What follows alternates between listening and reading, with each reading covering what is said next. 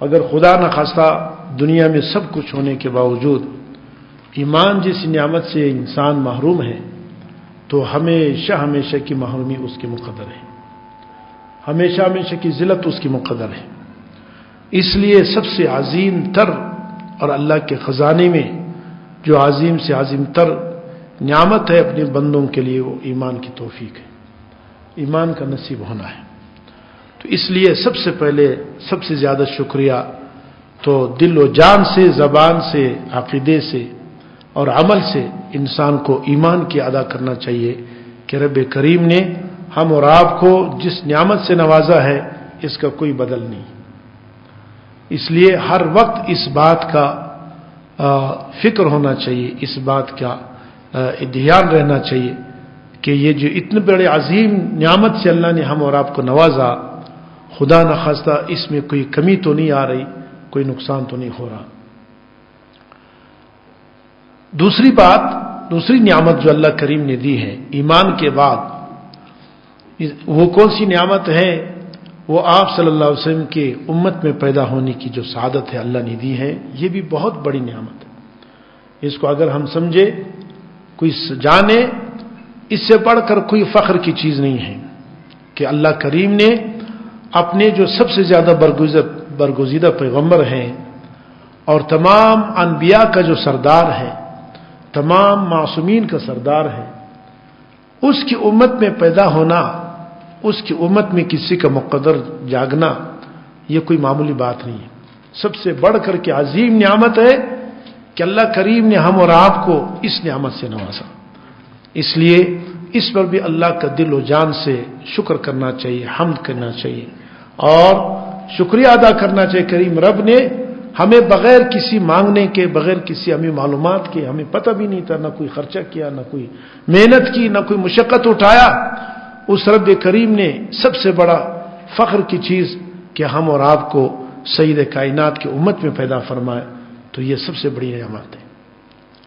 اور تیسری نعمت، ان دونوں نعمتوں سے کما حقو انسان جب مستفید ہو سکتا ہے کہ ایمان سے کیسے مستفید ہو اور حضور کی امتی ہونے کی جو سعادت اللہ نے دی ہے اس سے کیسے ہم فائدہ اٹھا سکے، وہ زندگی کی نعمت ہے۔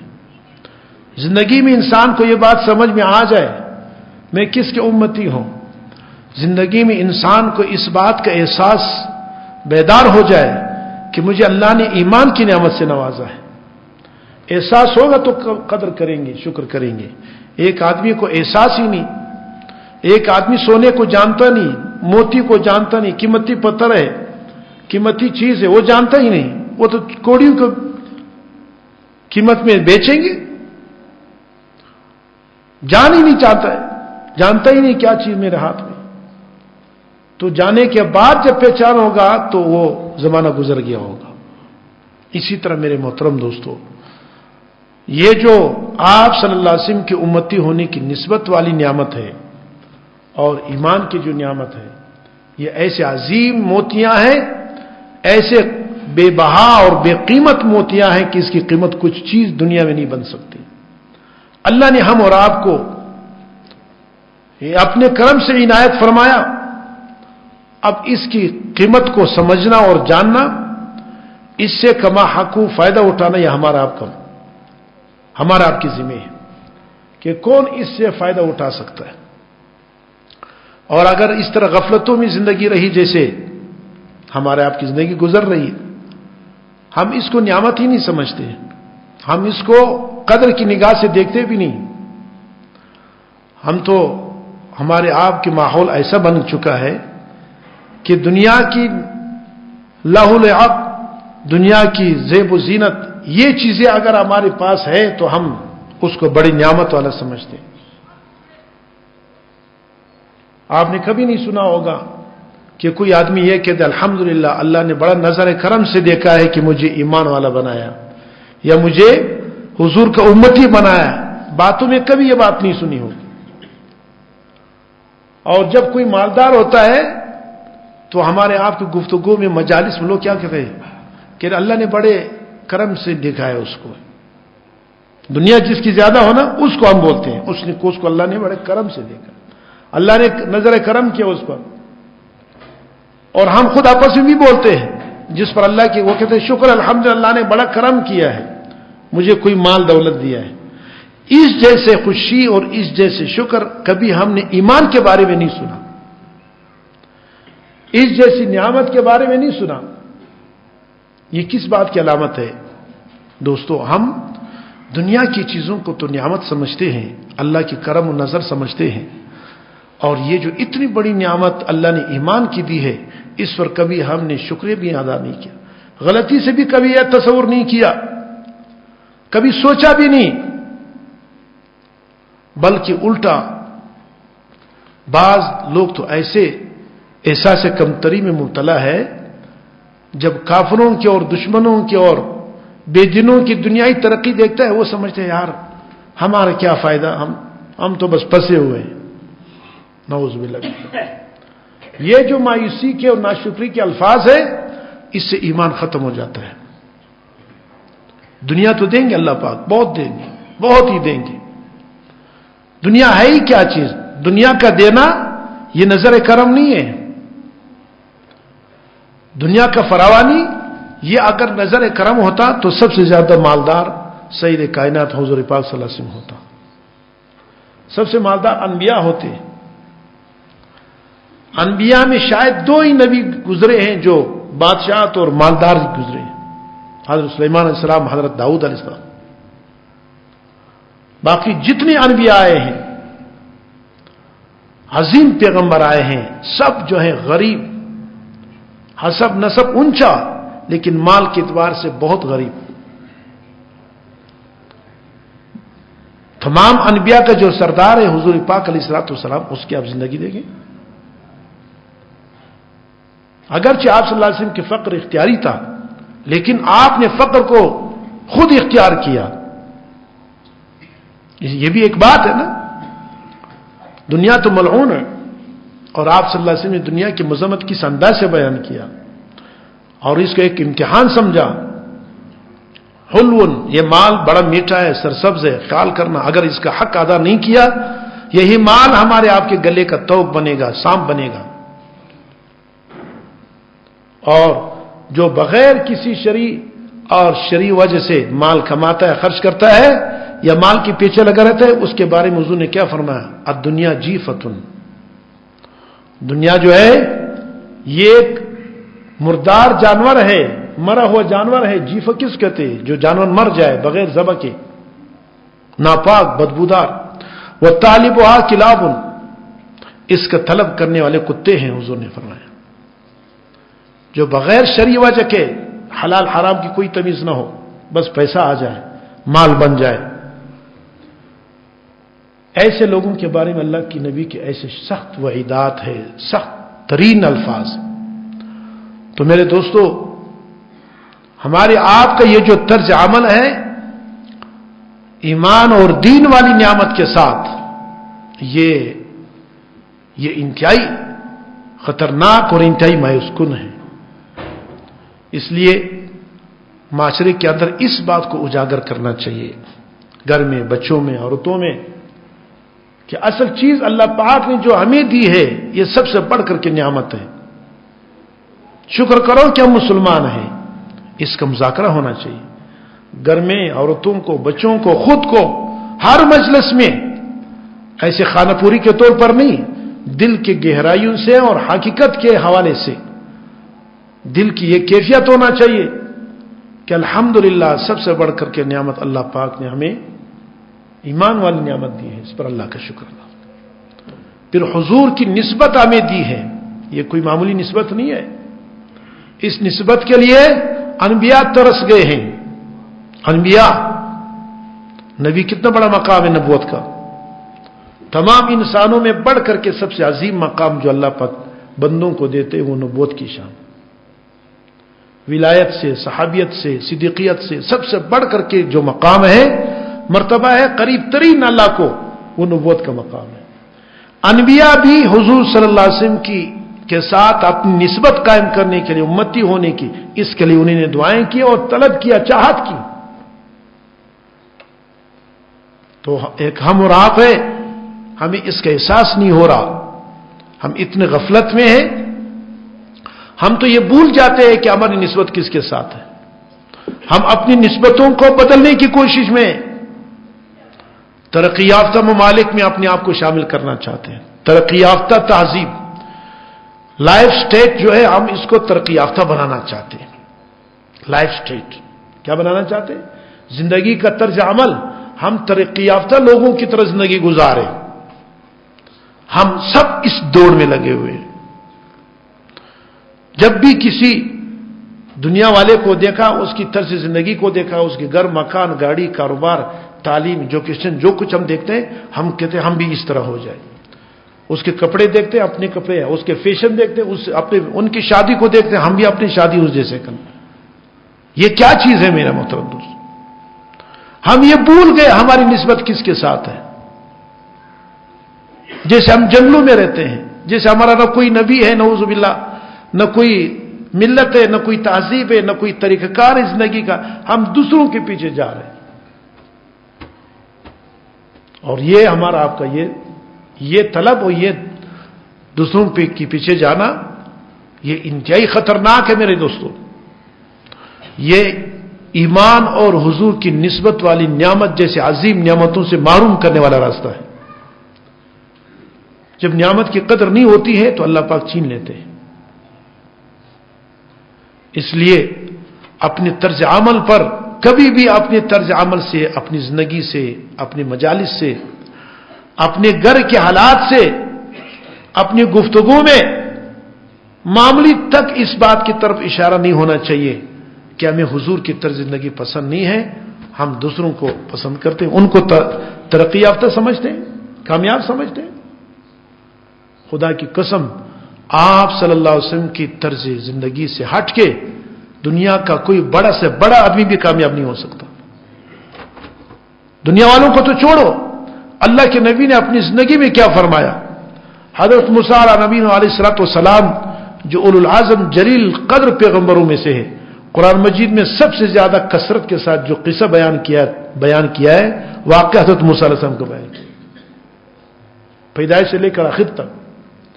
اتنے عظیم پیغمبر، اس کے بارے میں اللہ کے نبی ایک موقع پہ حضرت عمر کو سمجھا رہے جو تورات پڑھ رہے تھے. لو کان موسیٰ حیا، اگر حضرت موسیٰ علیہ السلام بھی زندہ ہوتے خود بنفس نفیس، اس کو بھی میرے طرز زندگی اختیار کرنے کے بغیر نجات نہ ملتا. تو آپ اندازہ کریں. اس لیے اب ہم اور آپ اپنے طرز عمل، ہم تو سٹائل بنا رہے ہیں. جیسے بیوقوف دشمن نے ہمیں جیسے بیوقوف بنانا چاہتے ہیں، ہم اس طرح بننا چاہتے ہیں. سر سے لے کر پاؤں تک ہم یہ بھول جاتے ہیں کہ ہماری نسبت کس کے ساتھ ہے. ہماری نسبت، ہمارے منسوب، ہم محمدی ہیں. محمدی والا نسبت، یہ وہ نسبت ہے. اللہ ہمیں اس کی قدردانی کی توفیق نصیب فرمائے اور اس کی نور ہمیں نصیب فرمائے. اس کی حقیقت اللہ پاک ہمارے دلوں کو نصیب فرمائے. ہم محمدی نسبت ہے. کائنات میں اس سے بڑھ کر کے بہترین و اعلی نسبت نہیں ہو سکتی. کوئی پاکستانی نسبت ہے، کوئی افغانی نسبت ہے، کوئی عربی کی نسبت ہے، کوئی عجمی کی نسبت ہے، کوئی قادری ہے، کوئی کیا، جو بھی نسبت ہے دنیا میں آپ سنتے ہیں، یہ نسبت ہے. اس پہ لوگ فخر کرتے ہیں. کوئی عباسی ہے، کوئی صدیقی ہے، نسب کے اعتبار سے نسبت کرتے ہیں، کوئی پیشے کے اعتبار سے نسبت کرتے ہیں، کوئی خاندان کے اعتبار سے، کوئی ملک کے اعتبار سے، کوئی زبان کے اعتبار سے. مختلف نسبتیں لوگ اپنے آپ کو بڑا بنانے کے لیے، اپنے آپ پر اس پر فخر کرنے کے لیے، میں کیا ہوں؟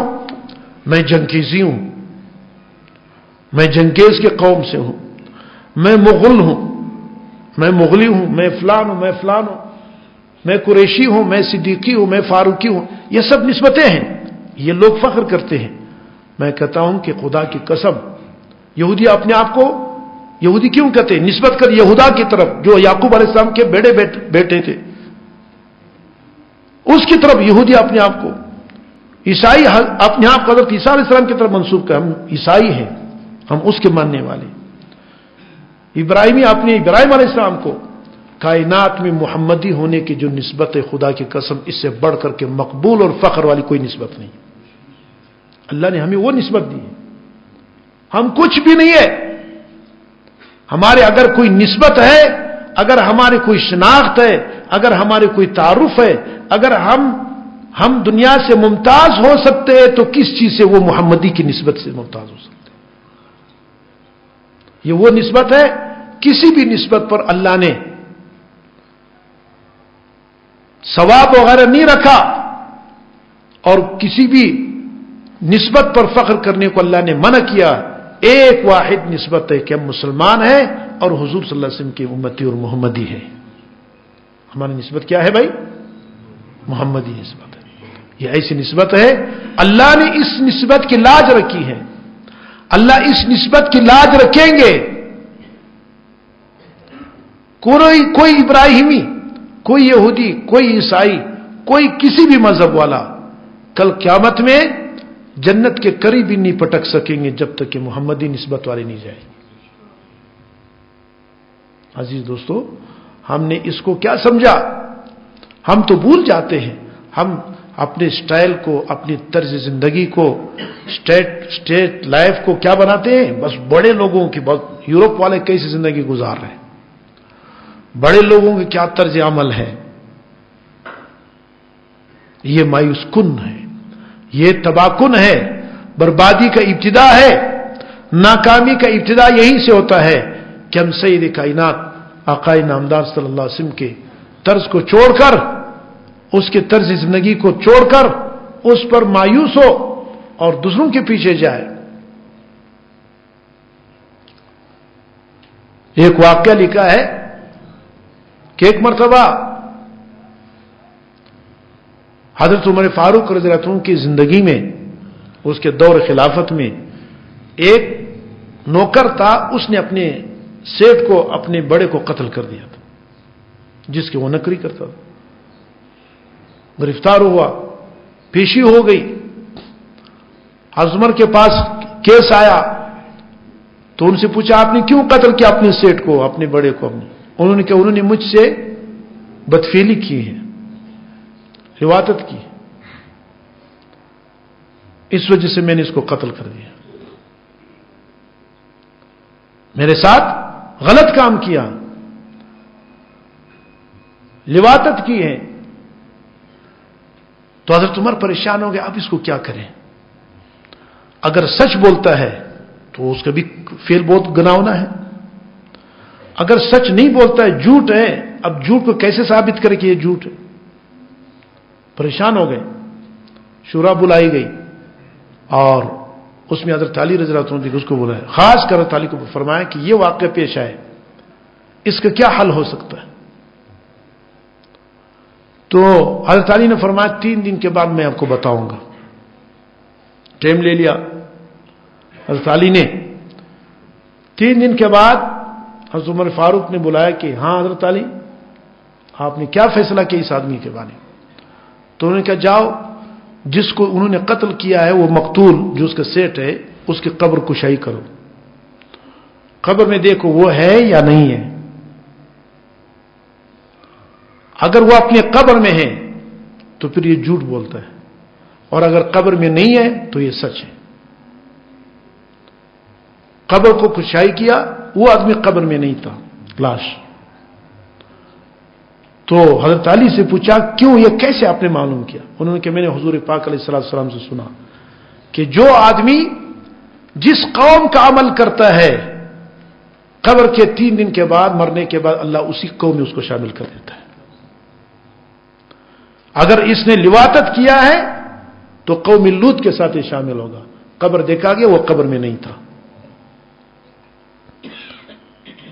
تو اتنا عبرت کا واقعہ، مقصد کیا ہے؟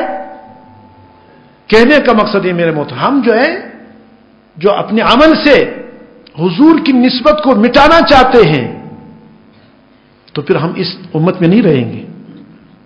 ہمارے عمل جس امت کا بھی ہوگا، خدا نخواستہ جو معذب قومیں ہیں، جس کو عذاب دی گئی ہیں، جن پر اللہ کی لعنت اور پٹکار ہے، جن پر اللہ نے غضب اتاری ہے، ہم اس کے پیچھے جا رہے ہیں اور اس کو کامیابی سمجھ رہے ہیں، ترقی سمجھ رہے ہیں۔ یہ روزانہ ہم جو کہہ رہے ہیں، روزانہ الحمد شریف ہم نماز 5 وقت نماز پڑھتے ہیں، ہر نماز میں کتنی رکعتیں ہیں؟ ہر رکعت میں الحمد شریف ضروری ہے، واجب ہے، اس کے بغیر آپ کی نماز نہیں ہوتی۔ الحمد شریف میں ہم اللہ سے کیا فرماتے ہیں، کیا عرض کرتے ہیں؟ اہدنا الصراط المستقیم، اے اللہ ہمیں سیدھا راستہ بتا دے۔ کیا مانگتے ہیں اللہ سے بھائی؟ سیدھا راستہ، اہدنا، ہمیں سکھا دے، بتا دے، دکھا دے صراط مستقیم۔ پھر آگے بات کیا ہے؟ صراط مستقیم کون سا ہے؟ اس کا بھی اللہ نے بتا دیا کہ صراط مستقیم تمہارے ذہن کے مطابق وہ نہیں صراط مستقیم جس کو تم صراط مستقیم سمجھو، نہیں، بلکہ رب جو بتائے، اللہ جو تم کو بتا دے وہی صراط مستقیم ہے۔ وہ کون سا راستہ ہے؟ صراط الذین انعمت علیہم، اے اللہ ان لوگوں کا راستہ ہمیں بتا دے جس پر آپ نے انعام کیا ہے، جس پر آپ نے منعم علیہم کا راستہ، ان کا راستہ بتا دے۔ اور ساتھ ساتھ ایک تو منعم علیہم کا راستہ بتا دے، اور جو تیرے مغضوب علیہم ہے اور گمراہ ہیں ان کے راستے سے ہمیں بچا دے، ان کے طرز عمل سے، ان کے طرز زندگی سے، ان کے طرز تعلیم سے، ان کے طرز دنیا اور کس سے، ان سے اللہ بچا دے۔ دیکھو غیر المغضوب علیہم ولا الضالین کہتے ہیں کہ نہیں کہتے ہیں؟ یہ وہی دعا ہے۔ اس دعا کے دو جزء، ایک تو اللہ سے سیدھے راستے کا چلنا مانگا، پھر راستہ ان لوگوں کا جن پر اللہ کا انعام ہوا ہے۔ دوسرا جز اس دعا کا یہ کیا ہے جو ہم روزانہ سورۃ فاتحہ میں نماز میں مانگتے ہیں، غیر المغضوب علیہم ولا الضالین، اے اللہ ان لوگوں کا راستہ نہ ہمیں بتا، مغضوب علیہم جس پر تیرا غضب ہو چکا ہے، جو غضب نازل ہو چکی، ولا الضالین اور اسی طرح گمراہ لوگوں کا جس کو تم نے گمراہ کر دیا ہے، تیرے راستے سے بھٹک گئے، اس کے راستہ ہمیں نہ بتا دے، اس سے ہمیں بچا دے۔ سوال کرتے ہیں کہ نہیں کرتے؟ یہ روزانہ کا سوال ہے کہ نہیں؟ نماز میں غور کریں تو پتہ چل جائے گا نماز کیا چیز ہے۔ نماز کیا نہ ہم روزانہ اس پہ غور کریں گے تو احساس زندہ ہو جائے گا، ہم کیا اللہ سے مانگ رہے اور کون سے راستہ۔ اور ادھر ہم نماز، چونکہ ہم نماز میں تو دھیان ہی نہیں دیتے، نماز تو صرف ہم خانہ پوری کے لیے پڑھ رہے، بطور عبادت ہم نہیں کر رہے۔ اللہ ہم سب کی حفاظت فرمائے، اللہ ہم سب کو معاف فرمائے۔ نماز جیسی یہ براہ راست اللہ سے گفتگو ہے، براہ راست اللہ سے مناجات ہے، براہ راست اللہ سے ہدایات لینی ہے، براہ راست اپنی کامیابی کی دعائیں ہم روزانہ 5 مرتبہ اللہ پاک سے، 5 مرتبہ نہیں 5 وقت میں کئی مرتبہ مانگتے ہیں، لیکن ہم نے کبھی دھیان نہیں دیا۔ اور زندگی کیسے گزار رہے ہیں؟ جو ہر نماز میں ہم کہتے ہیں، اور علماء فرماتے ہیں اس پہ سب کا اتفاق ہے کہ یہ مغضوب علیہم کون لوگ ہیں جس پر اللہ کی غضب ہوئی ہے، ولا الضالین کون لوگ ہیں۔ یہ تمام مفسرین کا، ائمہ مفسرین کا اتفاق ہے، صحابہ کے اقوال ہیں کہ مغضوب علیہم سے یہود و نصارہ ہے، عیسائی اور یہودی ہیں۔ یہ دو فرقے ایسے ہیں کہ اس پہ اللہ کی غضب ہوئی ہے، ایک کو اللہ نے گمراہ کر دیا ہے یہودیوں کو، اور نصارہ پہ اللہ کی غضب ہوئی ہے، تباہ و برباد ہو گیا ہے، نعوذ باللہ اللہ کے بیٹے کا نسبت کر لیا۔ عیسیٰ علیہ السلام اللہ کے نبی ہے، اس کو نعوذ باللہ کا بیٹا سمجھتے ہیں۔ اور یہودی بدبخت لوگ، ان کا عقیدہ ہے عزیر علیہ السلام کو جو اللہ کے نبی ہے ان کا اللہ کا بیٹا سمجھتا ہے۔ یہ دونوں گمراہ اور مغضوب علیہم فرقے ہیں، ان سے پناہ مانگی گئی ہے۔ اے اللہ ان لوگوں کا راستہ ہمیں نہ بتائے، اے اللہ ان لوگوں کے طرز عمل سے ہمیں بچا دیں، ہم ان جیسے نہ ہو جائے۔ یہ روزانہ سورۃ فاتحہ میں ہم اللہ سے دعا کرتے ہیں۔ اور ہماری زندگی ہم کیا کر رہے ہیں میرے مطلب، ہم جو بھی کر رہے ہیں، ہمارے حکومت ہے، سیاست ہے، خارجہ پالیسی ہے، داخلہ پالیسی ہے، ہماری جو بھی پالیسیز بنتی ہے، ہم سب یہ کرتے ہیں بھائی ترقی یافتہ یورپ میں کیا حال ہے، یورپ کو دیکھ کر چلنا چاہیے۔ اب میڈیا پہ دیکھ لوگ کیا کہتے ہیں، یہ دقیانوسی، نعوذ باللہ من ذالک، یہ کفر کے الفاظ ہیں۔ اسلام کو کیا کہتے ہیں؟ یہ پتھر کے زمانے کے لوگ ہیں، یہ پتھر والے لوگ ہیں، دقیانوسی ہیں، پرانے ہیں، ان کو دنیا سے چلنا نہیں آتا۔ یہ سب دشمن کے طریقے ہیں۔ عزیز دوستو، اللہ نے جس پر غضب اتاری ہے وہ کامیاب ہو سکتا ہے؟ اللہ نے جس کو گمراہ کر دیا ہے وہ کسی کو ہدایت دے سکتا ہے؟ ہم روزانہ اللہ نے ہمیں حکم دیا ہے سورۃ فاتحہ پڑھنا، ہر نماز میں، فرض ہو، سنت ہو، واجب ہو، صلاۃ حاجت ہو، کوئی بھی صلاۃ توبہ ہے، کوئی بھی نماز اس وقت ہو سکتی جس میں سورۃ فاتحہ ہو۔ ہماری نماز ہی نہیں ہوگی جب سورج. تو اس کا مطلب یہ کہ اللہ روزانہ ہمیں حکمن دے رہا ہے، واجبی حکم ہے، روزانہ یہ دعا اللہ سے مانگو. اے اللہ نعمت والے منعم علیہم والے لوگوں کا راستہ ہمیں بتا دے، اور مغضوب علیہم والضالین کا راستے سے ہمیں بچا دے، گمراہ اور جن پر تیرے غضب ہوا ہے ان سے ہمیں بچا دے. ہم روزانہ یہ مانگتے ہیں. اور عمل کیا ہم کرتے ہیں؟ جب بھی بیٹھتے ہیں تو کہتے ہیں یہ. اور اپنی نماز کا اپنے عمل سے ہم کیا کرتے ہیں؟ ہم جھٹلاتے ہیں، اپنے آپ کو خود جھٹلاتے ہیں. نماز میں تو ہم یہ مانگ رہے ہیں، اور زندگی ہم کس کی گزار رہے ہیں؟ یہود و نصارہ کی. ان کو ہم ترقی یافتہ سمجھتے ہیں، ہم ان کو کیا سمجھتے ہیں؟ اس لیے میرا عزیز دوستو، اپنی طرز زندگی پر خوب غور کرو، اور ہم کس طرف جا رہے. اس نسبت محمدی والی جو نسبت ہے، آپ صلی اللہ علیہ وسلم سرکار دو عالم کی جو نسبت ہے، اس نسبت کو خدا را کمزور نہ کرے، اس کو مایوس کن نہ سمجھے. اس کو ہمارے آپ سب کی پوری انسانیت کی کامیابی کے پہلی سیڑھی ہے کہ حضور پاک علیہ السلام کی غلامی کسی کو نصیب ہو جائے. اس کے بغیر کوئی کامیاب نہیں ہو سکتا. اسی کو فخر سمجھے، اسی کو اپنی سعادت سمجھے، اسی کو اپنی ذریعہ وسیلہ و نجات سمجھے، اور اس پر عمل کرنے کی کوشش کرے. سر سے لے کر پاؤں تک الحمدللہ آپ صلی اللہ علیہ وسلم کو اللہ پاک نے وہ طرز زندگی عطا فرمائی ہے، وہ اسوہ حسن عطا کی ہے کہ جو اس پر جتنا جائے گا اتنا ہی وہ کامیاب ہوگا. جو جتنا اس طرز عمل سے دور ہے، فرد دور ہے وہ فرد ناکام ہے، مرد دور ہے وہ مرد ناکام ہے، عورت دور ہے وہ عورت ناکام ہے، بادشاہ دور ہے وہ بادشاہ ناکام ہے، کوئی ملک اس سے دور ہے وہ ملک ناکام ہے. جو جتنا اس رنگ میں رنگتا ہے، جو جتنا اتنا اس طرز عمل میں آتا ہے، اتنی مقبولیت اور کامیابی اس کے قدم چومتی ہے. اس لیے عزیز دوستو، ہم اور آپ اپنی زندگی میں اس کو بھرپور طریقے سے اجاگر کرے، اپنے مجالس میں اس پر اللہ کا شکر ادا کرے. کریم اللہ تیرے احسان ہے، شکر ہے کہ تو نے ہمیں محمدی نسبت عطا فرما دی ہے. سب کہو الحمدللہ. آپ نے ہمیں مسلمانوں والا هو سماکم المسلمین، قرآن میں کیا فرمایا؟